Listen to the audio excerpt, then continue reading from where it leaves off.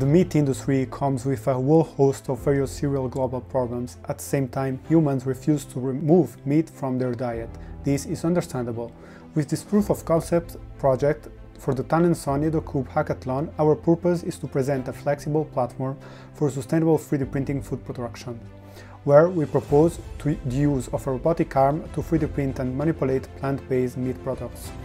With our solution, we satisfy various sustainable development goals for the 2030 agenda, which are zero hunger, good health and well-being, industry innovation and infrastructure, responsible consumption and production, climate action, life on land, partnership for the goals. So let me go a little bit more in detail to our solution. This platform will be able to create this meat alternative shape according to the correct nutritional value needed for the specific applications.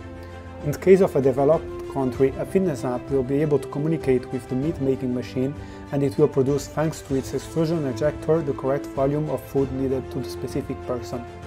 As an extra feature, the platform will cook with the heated plate and serve in a plate using the integrated spatula, all in an automated fashion. This will all be done with a standardized price, so to incentivize activity and well-being. In the case of developing countries, the right amount of food will be produced for each person, calculating the intake needed. In the case of large-scale production, the same process made in the case of developing countries could be used, but instead of serving the product in a plate, it will be packaged and freezed for the later consumption. To demonstrate the process of 3D printing food using a robotic arm, a program that controls the Cartesian position was made with a block interface and was loaded in the e.DO Cube platform. As you can see in the video, different nutrients are inserted in each layer to give the correct amount of nutrients and texture to the meat alternative. Due to the fact that the paste is deposited in an uniform fashion, it is easy to estimate the nutrients using the dimensional volume of the 3D printed meat alternative.